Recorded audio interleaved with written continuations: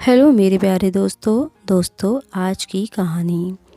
Mall में shopping करते हुए साड़ी शॉप में नीले रंग की एक साड़ी सपना को भा गई। कीमत पूछने काउंटर की ओर बढ़ी। Excuse me. सेल्स गर्ल को अपनी तरफ पलटते ही सपना चौंकी। अरे नीतू, तुम यहाँ? सपना के मुंह से अचानक निकला। किस तरह की साड़ी दिखाऊं मैडम? सपना की बात को अनसुनी कर सेल्स गर्ल बोली। नीतू, तुम कॉलेज छोड़कर यहाँ नौकरी क्यों कर रही हो? मैडम, हमें कस्टमर से निजी बातें करने की परमिशन नहीं है, कहकर सेल्स गर्ल साड़ियाँ समेटने में लग गई। सपना का मन बोझिल हो गया। खरीदारी किए बिना वे घर आ गई। अपने कमरे में जाते ही उसने दरवाज़ा बंद कर लिया। अलमारी के दराज में बड़ी सहेज कर रखी कल्याण की तस्वीर अपने सीने से लगा कर रोने लगी। आज न जाने क्यों उसकी याद आंखों में आंसू भर रही थी। नीतू को देखकर उसका अतीत आंखों के सामने घूमने लगा।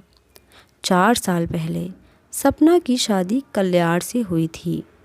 संपन्न परिवार, माँ बाप जैसे सास ससुर, बहन जैसी नंद और भाई जैसा देवर, प्यार करने वाला हमसफ़र, सभी ने दिल खोलकर सपना पर अपना प्यार लुटाया था। सपना के लिए ऐसा ससुराल सपना सच होने जैसा था। 1 साल बाद एक प्यारी सी बेटी ने सपना को माँ बनाकर संपूर्ण जहाँ की खुशियाँ दे दी। पर कहते हैं ना, समय हमेशा एक सा नहीं रहता, पल पल बदलता रहता है। एक दिन ऑफिस से आते ही कल्याण का एक्सीडेंट हो गया। अस्पताल पहुंचने से पहले ही उसने रास्ते में दम तोड़ दिया।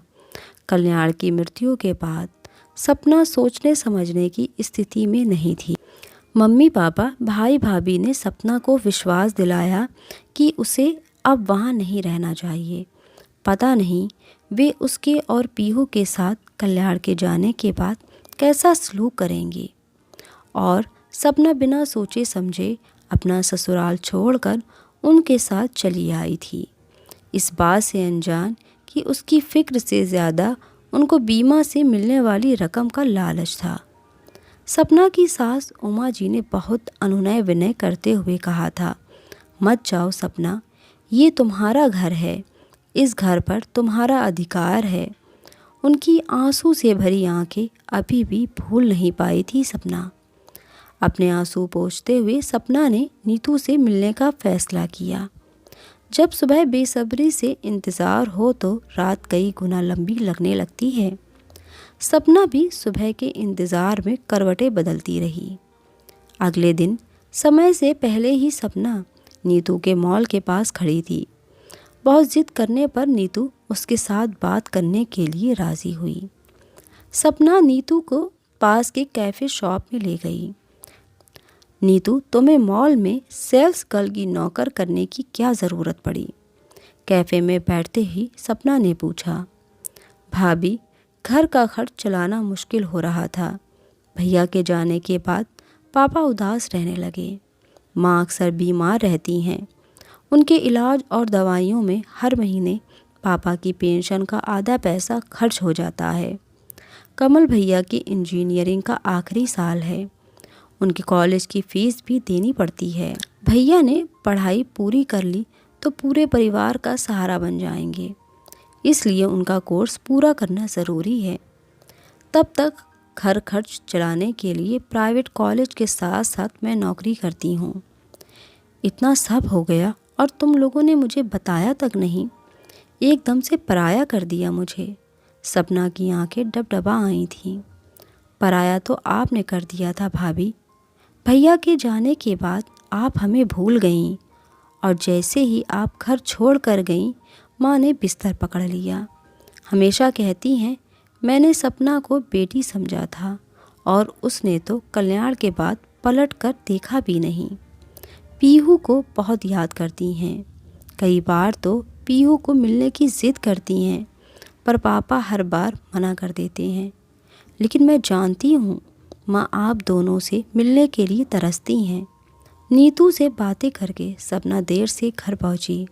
भाभी ने आते ही सपना को टोका। सपना कहाँ थी इतनी देर से? दिन भर घूमती रहो और हम तुम्हारी बच्ची को संभालते रहें। उसका मन किसी बात पर उलझने का नहीं था, इसलिए भाभी की बातों का जवाब दिए बिना अपने कमरे में चली गई। सपना कुर्सी पर धम से बैठ गई। ससुराल में बिताए खूबसूरत पल आंखों के आगे चलचित्र की भांति चलने लगे। उनके प्यार का क्या सिला दिया मैंने? वो घर मेरा था, क्यों छोड़ कर आ गई? मुझसे अनजाने में ही कैसा अन्याय हो गया। कल्याण की पत्नी होने के नाते ही उसे बीमा के 30 लाख मिले थे।